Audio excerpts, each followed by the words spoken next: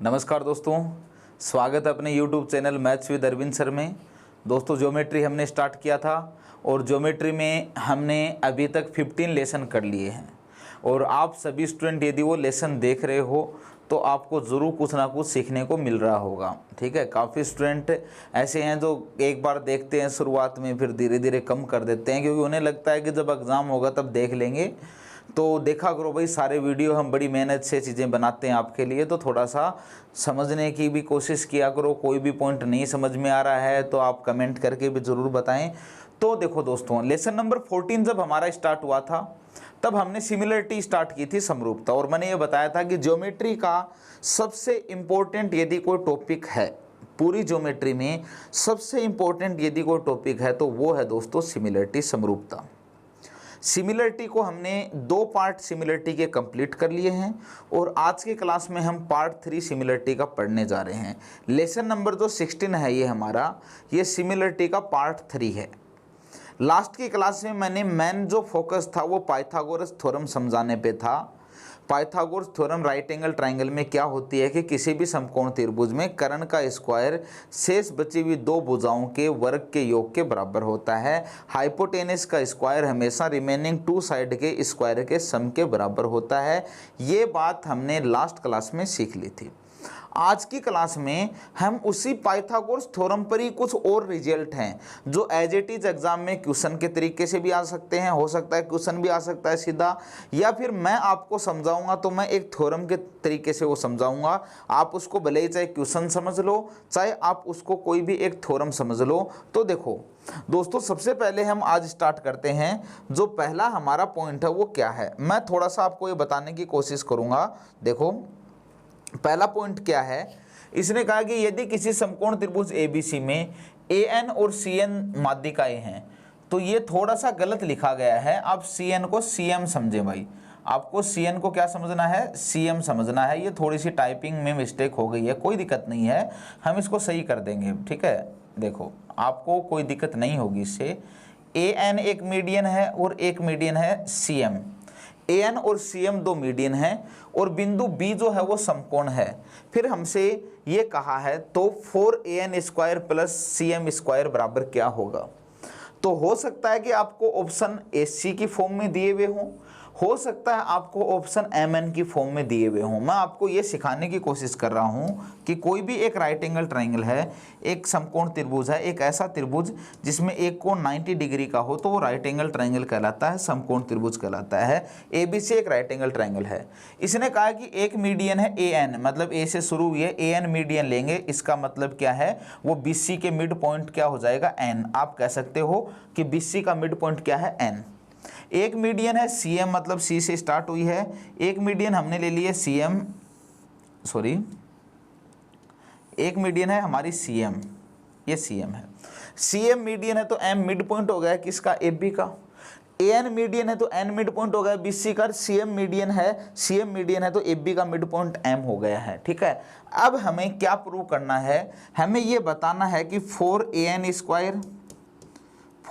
Square plus का CM square बराबर क्या होगा। मैंने आते ही आप लोगों को ये बता दिया है कि एक तरीके से ये क्वेश्चन ही है। आपसे पूछेगा कि भाई इसका आंसर बताओ कि इसके इक्वल क्या होगा। जैसे कि आपको पहला ऑप्शन दे दिया 3AC स्क्वायर, दूसरा आपको ऑप्शन दे दिया 4AC स्क्वायर। ठीक है, दूसरा ऑप्शन 4AC स्क्वायर, तीसरा आपको ऑप्शन दे दिया 5AC स्क्वायर, और ऐसे ही चौथा ऑप्शन आपको दे दिया है कुछ भी। तो बताओ किसके बराबर होगा। तो 4AN स्क्वायर प्लस का 4CM स्क्वायर किसके बराबर होगा, 5AC के स्क्वायर के। अब बात ये आती है कि हो सकता है कि आपको AC के फॉर्म में ऑप्शन नहीं दे, आपको ऐसे MN की फॉर्म में दे दे, इसलिए मैंने दोनों ही आपके सामने लिख दिए हैं कि AC की फॉर्म में आंसर आएगा तो 5AC स्क्वायर कर देना, और MN की फॉर्म में आंसर आएगा तो हो सकता है पहला ऑप्शन आ जाए आपका 10MN स्क्वायर, दूसरा ऑप्शन आ जाए आपका 20MN स्क्वायर।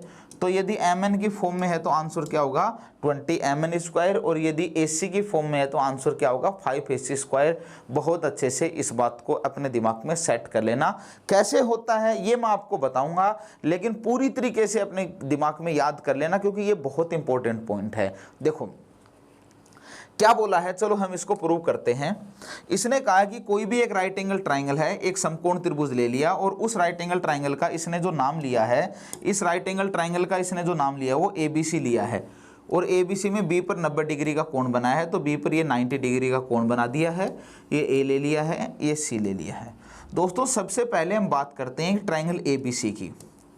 ट्राइंगल ABC में B पर 90 डिग्री है, तो क्या आप ऐसा लिख सकते हो क्या कि AC square is equal to AB का स्क्वायर प्लस BC का स्क्वायर, क्या आप ऐसा लिख सकते हो?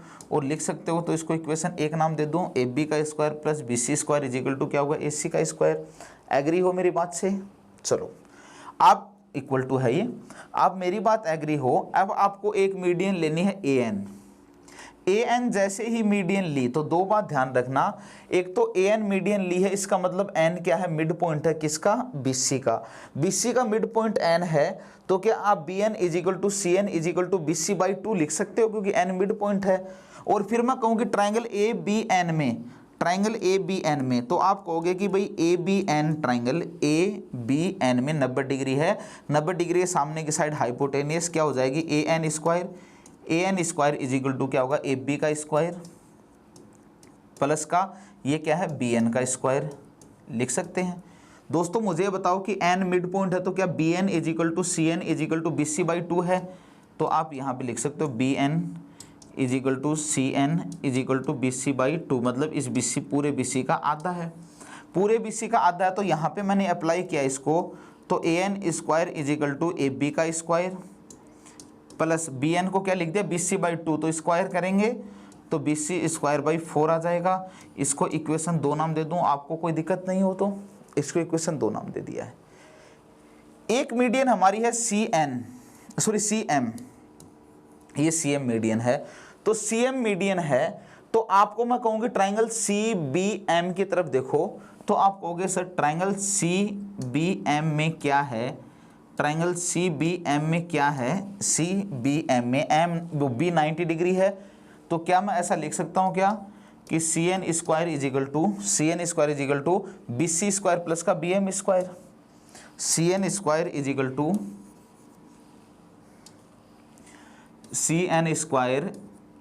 To BC square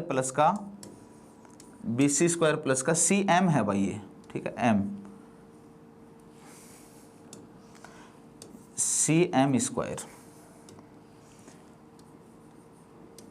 square is equal to BC square plus का BM का स्क्वायर प्लस का BM का स्क्वायर। अब मुझे ये बताओ कि क्या हम ऐसा डिस्कस कर चुके हैं क्या कि M जो है वो मिड पॉइंट है, तो BM is equal to AM, और ये किसके बराबर होगा, पूरी AB के आधे के बराबर होगा, क्योंकि M मिड पॉइंट है दोस्तों। तो अब मुझे ये बताओ कि हम ऐसा लिख सकते हैं क्या कि BC square is equal to BM square की जगह AB बाई 2 लिख दें, तो AB का स्क्वायर अपॉन में 4 हो जाएगा। ये किसके बराबर है, CM स्क्वायर के बराबर। इसको इक्वेशन 3 नाम दे दिया दोस्तों। एग्री हो मेरी बात से? चलो यदि मेरी बात से एग्री हो तो इक्वेशन 2 और 3 को मैं ऐड कर देता हूँ। इक्वेशन 2 और 3 को ऐड करना है, क्योंकि हमें तो AN square plus CM square बराबर बताना है ना, आगे 4 भी लगा हुआ है, लेकिन 4AN स्क्वायर प्लस का 4CM स्क्वायर के बराबर बताना है। तो इन दोनों इक्वेशन को ऐड करूँगा दोस्तों। इन दोनों इक्वेशन को ऐड किया तो AN का स्क्वायर प्लस का CM square is equal to क्या गया मेरे सामने, ये AB है पूरा, और ये AB का 1/4 पार्ट है, 1/4 हिस्सा है, तो पूरे AB में 1/4 ऐड करूंगा, तो 1 प्लस का 1/4, तो क्या 5/4 हो गया। तो क्या मैं इसको ऐसा लिख दूं, दोनों को ऐड करके डायरेक्ट 5/4 AB स्क्वायर लिख दूं दोस्तों।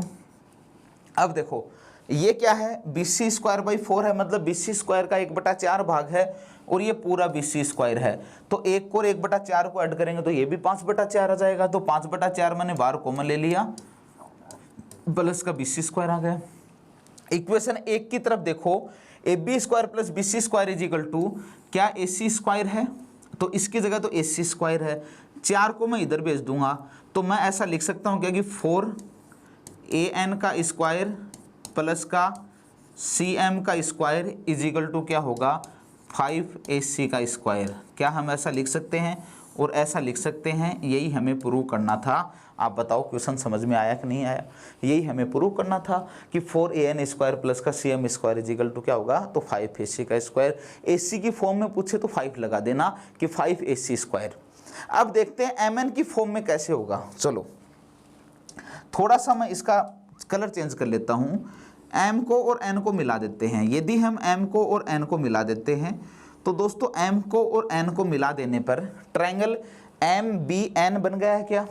तो ट्रायंगल MBN में, ट्रायंगल MBN में, क्योंकि हम अब MN की फॉर्म में देखने जा रहे हैं, तो देखो MBN ट्रायंगल में ये MN जो है ये 90 डिग्री है, सामने की साइड MN है।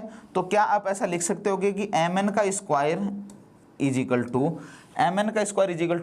BM का स्क्वायर प्लस BN²। लेकिन मुझे बताओ कि BM जो है वो AB का आधा है क्या। तो इसका मतलब BM की जगह मैं AB/2 लिख दूं तो BM² की जगह AB²/4 लिखना पड़ेगा क्या। तो आप कहोगे बिल्कुल लिखना पड़ेगा AB²/4 प्लस। ऐसे ही BN जो है ये इस पूरे BC का हाफ है, तो BN की जगह BC/2 लिखूंगा और BN² की जगह BC²/4 लिखूंगा। तो लिख सकता हूँ BC²/4, बिल्कुल लिख सकते हैं। तो MN² इजिकल टू दोस्तों 1/4 में बाहर ले लिया तो ये AB² प्लस BC² बराबर में AC² लिख दूं क्या। 1/4 तो बाहर ले लिया, AB² प्लस का इन दोनों की जगह मैंने क्या लिख दिया, AC²।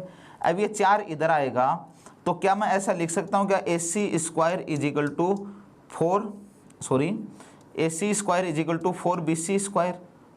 MN का स्क्वायर। 1 मिनट, क्या मैं ऐसा कह सकता हूँ क्या कि 4 को इधर भेज देंगे तो AC² इजिकल टू 4 MN इसका स्क्वायर होगा। क्या मेरी बात से एग्री हो सभी लोग।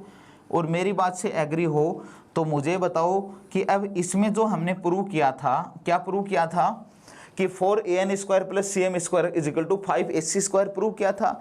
यहाँ ये प्रूव कर दिया है कि AC² इजिकल टू 4MN² होगा।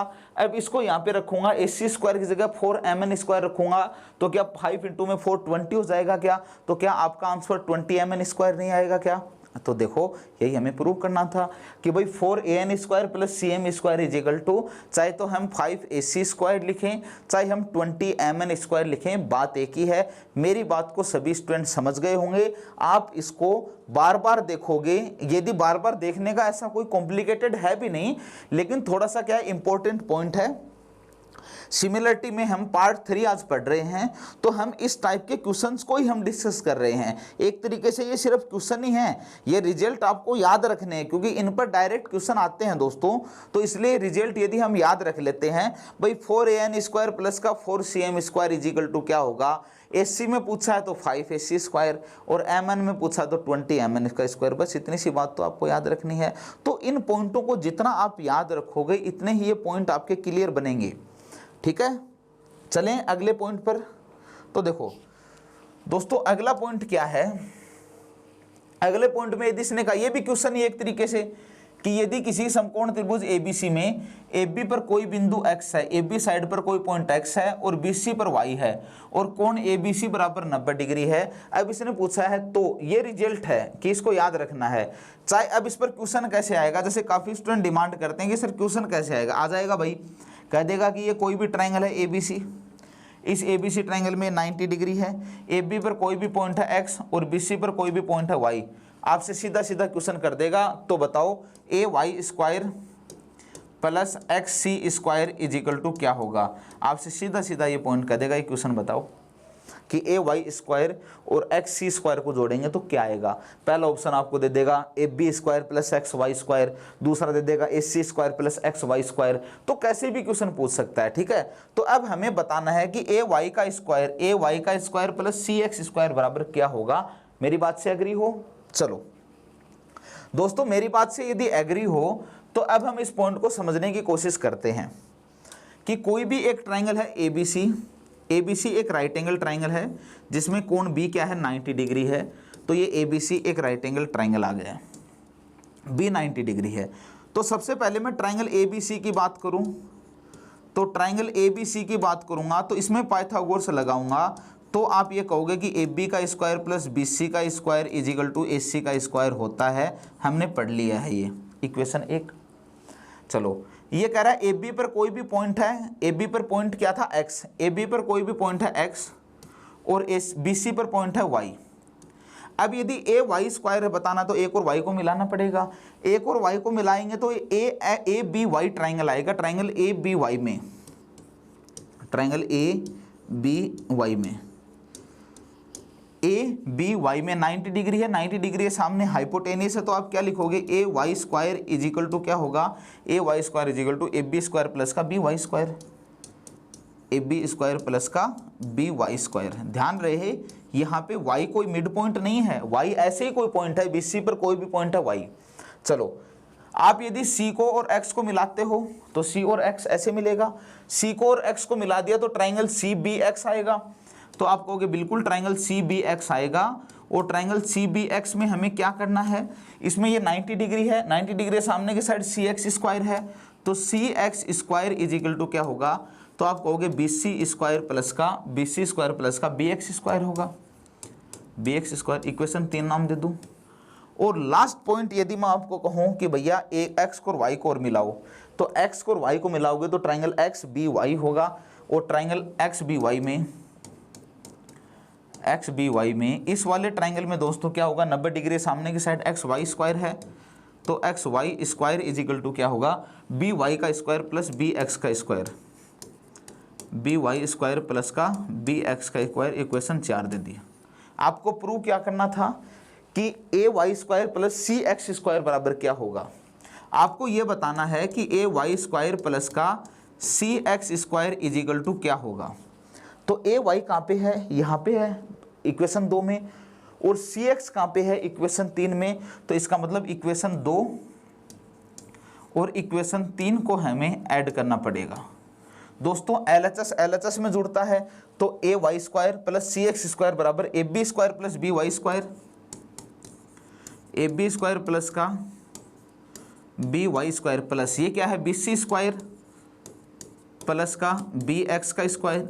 ऐड कर दिया भाई, ऐड कर दिया तो AB square plus BC square की जगह, इन दोनों की जगह तो आपने AC स्क्वायर रख दिया, और BY square plus BX square, BY square plus BX square की जगह आपने XY स्क्वायर कर दिया। तो क्या यही आपको प्रूव करना था क्या कि AY स्क्वायर प्लस का CX square is equal to क्या होगा, AC स्क्वायर प्लस का XY स्क्वायर होगा। यही हमें प्रूव करना था। मतलब एक तरीके से ये क्वेश्चन है, एक तरीके से ये क्वेश्चन है जिसमें हम पाइथागोरस लगा सकते हैं। मतलब मैंने जैसे सिमिलरिटी से हमने पाइथागोरस बनानी सीखी थी, सिमिलरिटी जब समरूपता आई तो उससे हमने सीखा कि पाइथागोरस थ्योरम कैसे आई है, और जब पाइथागोरस थ्योरम आ गई है तो उस पाइथागोरस थ्योरम के यूज क्या क्या हैं, उनको कैसे कैसे यूज कर सकते हैं, उन पर क्वेश्चन कैसे कैसे बन सकते हैं, ये हमने इन सब में डिस्कस कर रहे हैं। तो इन पॉइंटों को थोड़ा सा ध्यान रखें। मेरा विश्वास है कि आप सभी लोग समझ गए हैं। यदि ये 2 क्वेश्चन आप समझ गए हो तो अब मैं 2 पॉइंट बहुत इंपॉर्टेंट बताने जा रहा हूं जिस पर सिमिलरिटी में क्वेश्चन 100% आना है। कोई भी एग्जाम हो, एक आधा क्वेश्चन सिमिलरिटी का आता है तो उन दोनों पॉइंट पर जरूर आता है, और ये दोनों पॉइंट आपको याद करने हैं। इन दोनों पॉइंटों को बहुत अच्छे से याद करना है। पॉइंट क्या है कि 2 समरूप त्रिभुज की संगत भुजाओं का अनुपात जो है, जो कोरेस्पोंडिंग साइड है, इनका जो रेशियो है वह रेशियो इनकी संगत ऊंचाई, संगत माध्यिका, संगत कोणों के अर्धक मतलब एंगल बाइसेक्टर, रेखाखंडों के अनुपात के बराबर होता है। मतलब इसने क्या कहा है, देखो मैं समझाऊंगा, एक बार स्टेटमेंट को मत देखो, मैं आपको समझा रहा हूं, उसको देखो। ये कह रहा है कि कोई भी एक ट्राइंगल है भैया ABC, एक ट्राइंगल ABC ले लिया, और एक ट्राइंगल है आपके पास DEF। यदि ये दोनों ट्राइंगल सिमिलर हैं, यदि दोनों ट्राइंगल सिमिलर हैं, तो ये बात तो सबको पता है कि दोनों ट्राइंगल सिमिलर हैं, तो इनकी कोरेस्पोंडिंग साइड का जो रेशियो है, संगत भुजाओं का जो अनुपात है वो बराबर होगा। तो AB और DE का जो रेशियो होगा वही रेशियो किसका होगा, BC और EF का, और वही रेशियो किसका होगा, AC और DF का। ये बात तो सबको पता है कि यदि कोई भी 2 ट्राइंगल आपस में सिमिलर हैं तो उनकी कोरेस्पोंडिंग साइड का रेशियो बराबर होता है। लेकिन यहाँ पे क्या कहा है, जैसे मान लो इसकी मीडियन दे दे M1, मीडियन को M1, और इसकी मीडियन दे दे M2। पॉइंट क्या है उसको समझो कि यदि कोई भी 2 ट्राइंगल सिमिलर हैं, कोई भी 2 ट्राइंगल यदि समरूप हैं, सिमिलर हैं, तो जो रेशियो उनकी कोरेस्पोंडिंग साइड का होता है वही रेशियो उनकी मीडियन का होगा, माध्यिका का होगा। वही रेशियो उनकी हाइट का होगा, इसकी हाइट h1 और इसकी हाइट h2 है, तो वही रेशियो इनकी हाइट का होगा, हाइट h1 अपॉन में h2। वही रेशियो इनके एंगल बाइसेक्टर का होगा, इसका एंगल बाइसेक्टर d1, इसका एंगल बाइसेक्टर d2 ले लिया, तो यही रेशियो इनके एंगल बाइसेक्टर का होगा d1 अपॉन में d2। और यही रेशियो इस त्रिभुज के अंतःवर्त की त्रिज्या यदि स्मॉल r1 है और इस ट्रायंगल के अंतःवर्त की त्रिज्या इन सर्किल की रेडियस यदि स्मॉल r2 है, तो वही रेशियो इनके अंतःवर्त की त्रिज्या का होगा। उस वाले ट्रायंगल की अंतःवर्त की त्रिज्या, वो परिवर्त की त्रिज्या सर्कम सर्किल की रेडियस कैपिटल R1 है और इसकी कैपिटल R2 है, तो वही रेशियो इनके परिवर्त की त्रिज्या का होगा। मतलब सब जो रेशियो है ना, वो रेशियो वही होंगे जो रेशियो उनकी संगत भुजाओं के हैं। आप एक बार सुनना, इस पॉइंट को अप्लाई कैसे करना है, कैसे अप्लाई होगा वो मैं अभी क्वेश्चन पर बताऊंगा। कि यदि कोई भी दो ट्राइंगल सिमिलर हैं, यदि कोई भी दो त्रिभुज समरूप हैं, तो जो रेशियो उनकी कोरस्पोंडिंग साइड का होता है, जो रेशियो उनकी संगत भुजाओं का होता है, वही रेशियो उनकी मीडियन का होता है, वही रेशियो उनकी हाइट का होता है, वही रेशियो उनके एंगल बाइसेक्टर का होता है, और वही रेशियो उनके अंतःवर्त की त्रिज्या इन सर्कल की रेडियस का, और वही रेशियो उनके परिवर्त की त्रिज्या सर्कम सर्कल की रेडियस का होता है। समझ गए इस बात को? थोड़ा बहुत समझ गए होंगे। अब इस पर क्वेश्चन कैसे करना है वो मैं आपको बताऊंगा। और इस पर क्वेश्चन आता है भाई, ये पॉइंट बड़े आसान से पॉइंट हैं, लेकिन इन पर क्वेश्चन जरूर आता है आपको। जैसे कोई भी क्वेश्चन आ गया आपके सामने कि कोई भी एक ट्रायंगल है, देखो कैसे क्वेश्चन आएगा कि एक ट्रायंगल है ABC और एक ट्रायंगल दे देगा DF का, देगा कि भाई ABC और DEF दो ट्रायंगल हैं, दो त्रिभुज हैं, दोनों सिमिलर हैं। इसकी ये साइड 5 है और इसकी ये साइड 15 है, ये साइड 5 है, ये 15 है, ये दोनों सिमिलर हैं। इसकी हाइट कह देगा कि इसकी हाइट 7 सेंटीमीटर है, तो इसकी हाइट बताओ, h बताओ। तो आपने एक बात सीख रखी है कि कोई भी दो ट्रायंगल यदि सिमिलर हैं, तो जो रेशियो उनकी संगत भुजाओं का होगा, संगत कोरस्पोंडिंग साइड मतलब जो रेशियो AB और DE का होगा, वही रेशियो इनकी हाइट का होगा। एक की हाइट h1 है और एक की हाइट h2 है। तो ये बात हमने सीख ली है कि कोई भी दो ट्रायंगल यदि सिमिलर हैं, तो जो रेशियो उनकी संगत भुजाओं का होगा, वही रेशियो उनकी हाइट का होगा। तो ये बात सीख ली है, तो इसको अप्लाई कर दो। इसकी एक साइड कितनी है 5 और इसकी संगत कोरस्पोंडिंग साइड कितने की है 15। इसकी हाइट कितनी है 7 और इस वाले की हाइट पूछी है, मतलब h की वैल्यू पूछी है। दोस्तों 5 से ये कैंसिल 3 बार, 7 को 3 से मल्टीप्लाई किया तो h बराबर कितना आ गया 21। ये काम में आता है, ये जो पॉइंट है, ये जो पॉइंट बताया है, ये ऐसे काम में आता है। या फिर ये डिटेल आप नहीं लिखना चाहो तो आप ऐसे भी कह सकते हो कि ये 5 और 15 में है साइड, 5 और 15 में है, मतलब इस ट्रायंगल की जो साइड है ना, वो इस ट्रायंगल की साइड का 3 गुना है।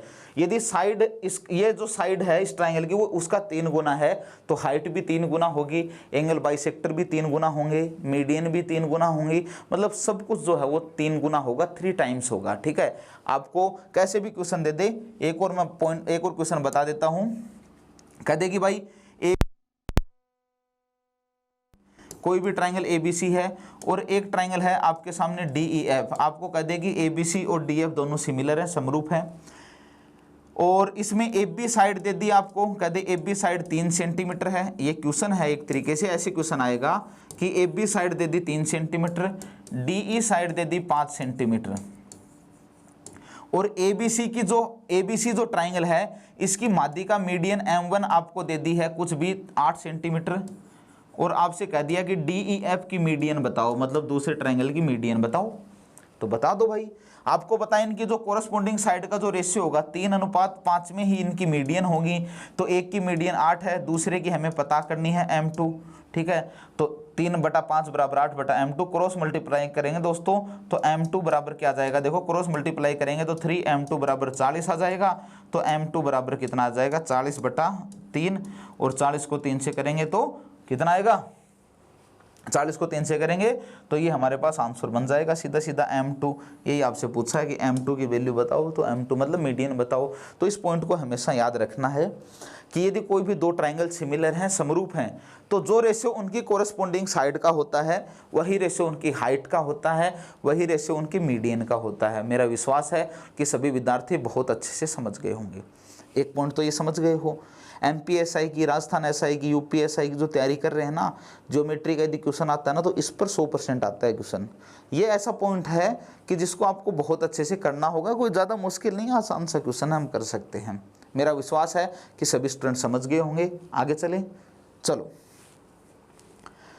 अगला जो ध्यान रखने वाला पॉइंट है वो क्या है, देखो देखो एक बार आप अपनी स्क्रीन पर देखो।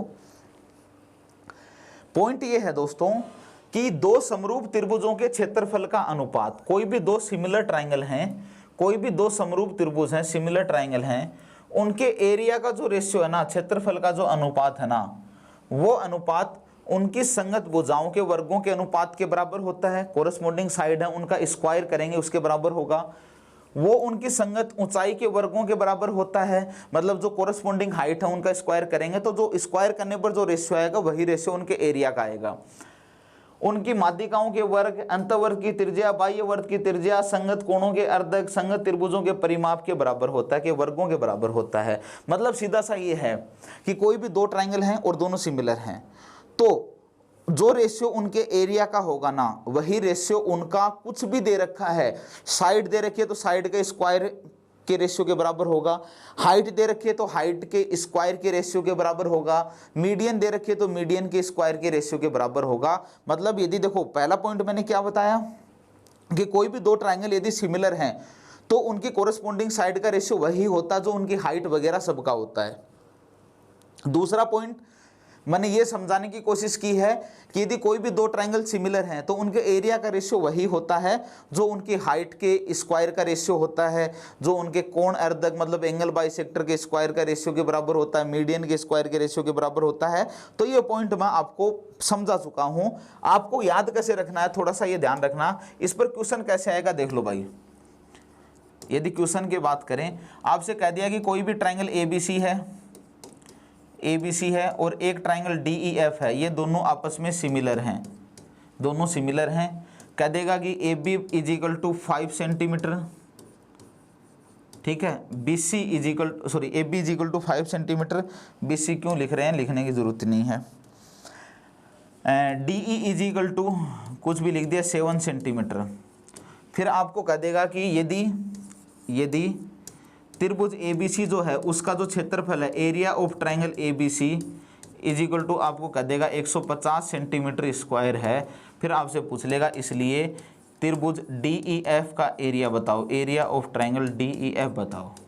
इस टाइप से क्वेश्चन आ जाता है, ठीक है, कि कोई भी एक दो ट्रायंगल हैं ABC और DEF दोनों सिमिलर हैं।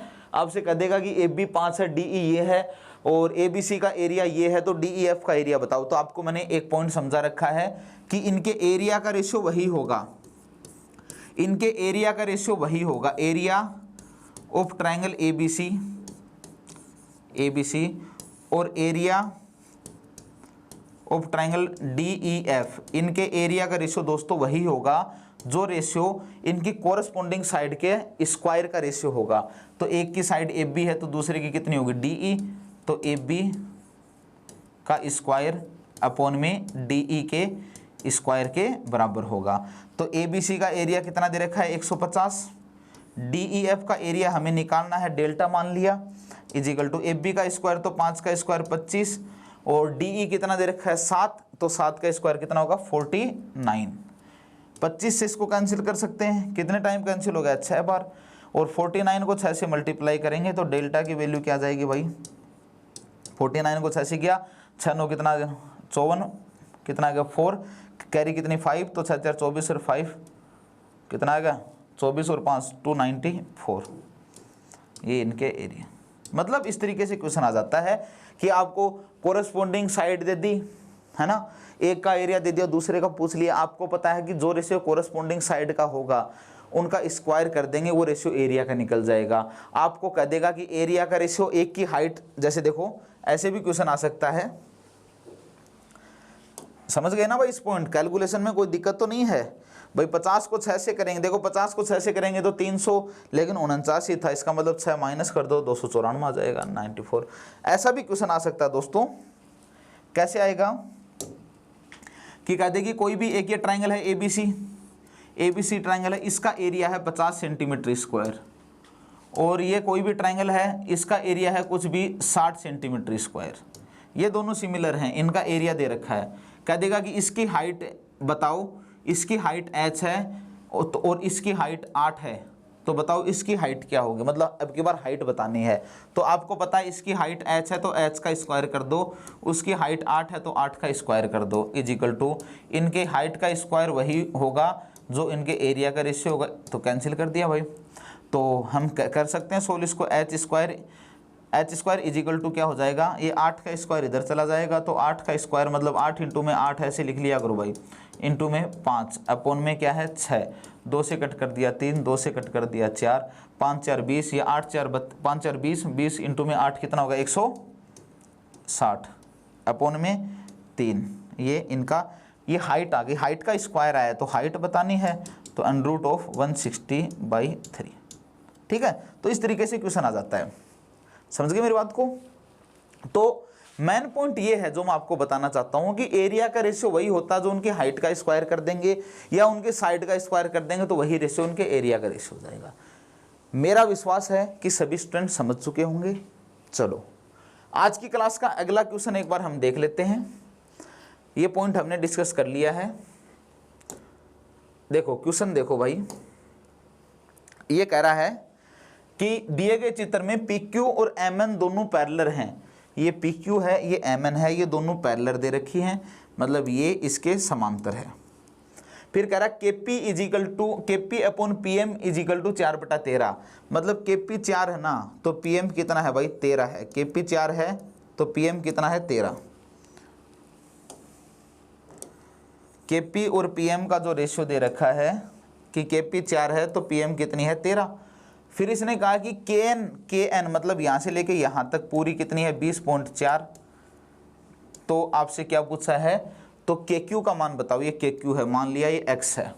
आप ये बताओ कि यदि ये दोनों पैरेलल हैं, क्वेश्चन का सॉल्यूशन करें भाई। बता रखा आपको पहले कि किसी भी ट्रायंगल में दो साइड यदि पैरेलल हैं तो KP अपॉन में PM is equal to KQ upon में QN होगा। तो आप कह सकते हो KP अपॉन में PM, KP अपॉन में PM कितना है 13, तो 4/13 बराबर KQ कितना है X और QN कितना है QN। ये पूरा 20.4 है तो QN कितना होगा, तो आप कहोगे 20.4 में से ये X माइनस कर दो भाई। ये X है, ये पूरा 20.4 है तो ये QN आ जाएगा, तो KQ अपॉन में QN। तो क्रॉस मल्टीप्लाई करके आपको X की वैल्यू बतानी है। क्रॉस मल्टीप्लाई करेंगे भाई, इधर कर दिया, इसको उधर करेंगे, तो क्या मैं ऐसा लिख सकता हूँ कि 13X इज इक्वल टू क्या होगा 20.4 इंटू में 4 20.4 इंटू में 4 ये आएगा, और -4x होगा तो ये माइनस का 4x। दोस्तों माइनस का 4x इधर आ गया तो प्लस का 4x हो जाएगा, तो 13x प्लस का 4x। तो मैं यदि इस -4x को मैं इधर लेके आ जाऊं तो क्या ये 17x बन जाएगा क्या, तो आप कहोगे बिल्कुल बनेगा। और x की वैल्यू बतानी है तो 17 को हटा दो तो x बराबर क्या होगा, इसके डिवाइड में क्या चला जाएगा 17। ठीक है, पॉइंट हटाएंगे, पॉइंट हटाते ही नीचे 10 कर देंगे। 2 से कट कर दिया 2 बार, 2 से कट कर दिया 5 बार, और कोई कट हो रहा नहीं हो रहा है। ऊपर 204 को 200 इसको भी कट कर देंगे ना, ये भी हो रहा है। 17 से किया तो 1 बार, 17 2 34, तो 12 2 24, 24/5, 24/5, तो कितना आ जाएगा 5 4 20 और 5 8 40, 4.8। क्या पूछा आपसे, यही पूछा है क्या कि KQ बताओ। KQ मतलब X की वैल्यू पूछी है, तो X की वैल्यू 4.8, तो आंसर कितना आ गया B। सही है क्या, सही है। ठीक है, कोई कैलकुलेशन में देख लेना भाई। 20 इंटू में 4 इंटू में 4 माइनस का 4x 13x तो 17x अपॉन में सही है 17 और फिर कितना बचेगा 3 4 17 2 34, वे 2 से 2 कट कर दिया, सही है। चलिए नेक्स्ट क्वेश्चन। मतलब ये क्वेश्चन आपको बताया हुआ पॉइंट पहले बताया हुआ है, हम कुछ क्वेश्चन डिस्कस कर रहे हैं तो थोड़ा सा समझने की कोशिश करना। इसने कहा कि किसी त्रिभुज ABC में कोई बिंदु D और E भुजाओं AB और AC पर इस प्रकार से हैं कि BD is equal to CE है। फिर कह रहा है कि यदि B इजिकल टू सी तो निम्न में से कौन सा कथन सत्य है। देखो हम जो कह रहे थे कि हमें प्रूव करना आना चाहिए, तो उन्हीं पर ये क्वेश्चन आपको दे दिया है कि भाई DE BC के बराबर है, BD DE के बराबर है, या DE पैरेलल DC है, या DE पैरेलल AB है। तो देखो इसने क्या कहा है कि सॉल्यूशन करें क्वेश्चन का। इसने कहा कि त्रिभुज ABC में D और E, कोई भी एक ये ट्राइंगल ले लिया, ये ABC एक ट्राइंगल है, ये A है, ये B है, ये C है। इसमें कहा AB पर D है और AC पर E है, ये AB पर D है और AC पर E है ना। ये इस प्रकार से हैं कि BD is equal to CE, BD is equal to CE आपको दे रखा है, मतलब BD इजिकल टू CE आपको गिवन है, ये आपको दिया गया है। और फिर इसने कहा B बराबर C, angle B is equal to C दे रखा है, angle B is equal to angle C, ये भी आपको गिवन है ना। आप मुझे बताओ कि एंगल B C के बराबर है, तो B के सामने की साइड AC और C के सामने की साइड AB भी बराबर होंगी, इसलिए हम कह सकते हैं कि AB इजिकल टू क्या है, AC है। एग्री हो मेरी बात से? AB इजिकल टू AC है। आपको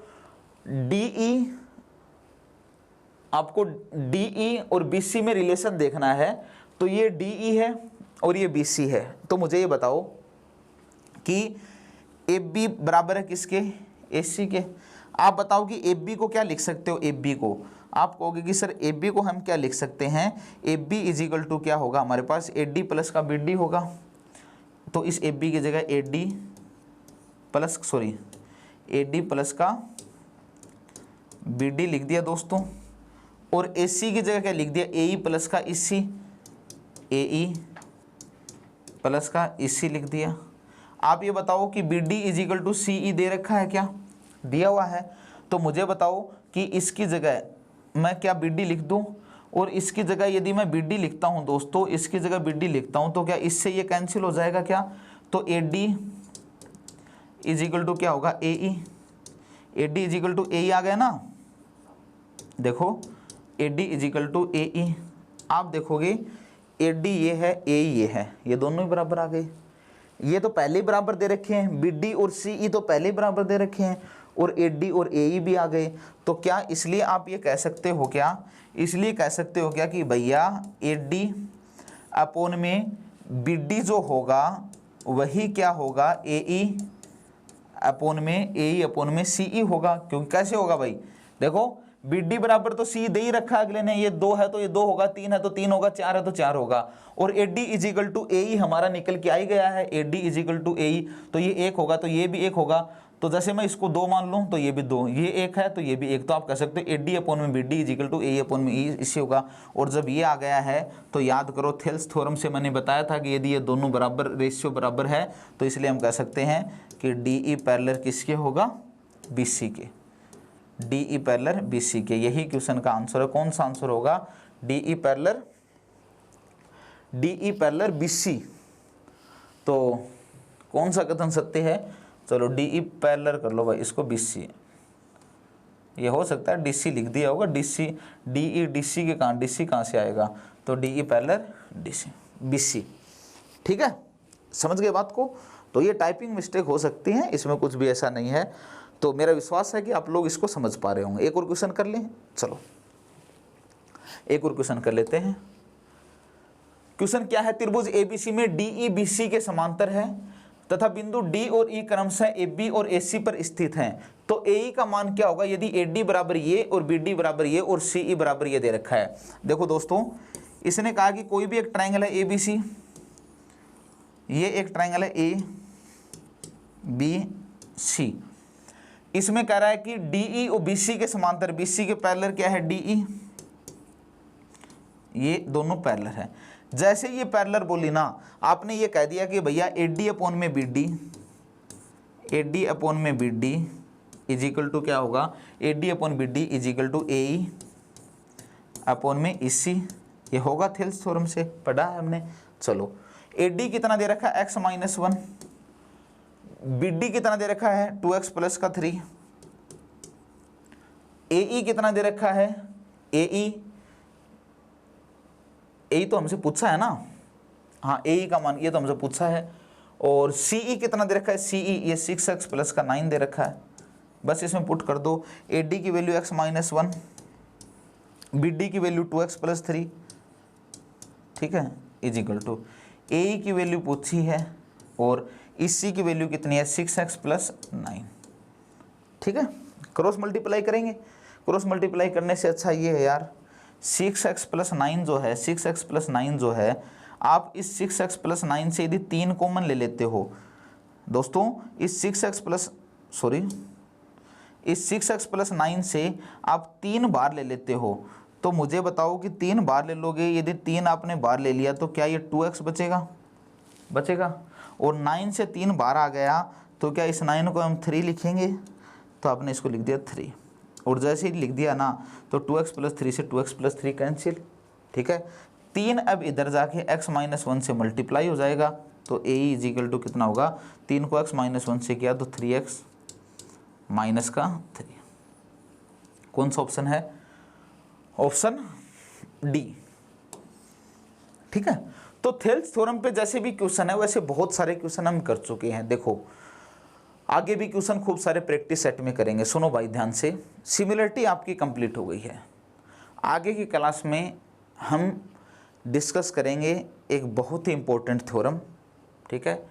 तो आज की क्लास में सिमिलरिटी ख़त्म कर दी है। सिमिलरिटी हमने 3 पार्ट में की है, part first, part second, part third. तीनों ही पार्ट को बार बार देखोगे, बहुत सारे क्वेश्चन आपसे बनने लगेंगे। और जैसा कि मैं टेलीग्राम चैनल पर देख रहा हूं कि स्टूडेंट, बहुत सारे स्टूडेंट ऐसे हैं जो आंसर आजकल दे रहे हैं, तो जो स्टूडेंट शुरू से बन रहे हैं ना भाई, वो स्टूडेंट तो पक्का आंसर देंगे। और यदि कोई स्टूडेंट ये सोचे कि भाई नहीं बाद में पढ़ लेंगे, तो भैया बाद का मतलब बाद ही है। कम से कम एक लॉकडाउन का एक फ़ायदा तो उठा लो कि इस लॉकडाउन में कम से कम ज्योमेट्री जैसे चैप्टर को तो कंप्लीट कर लो ना भाई, ठीक है।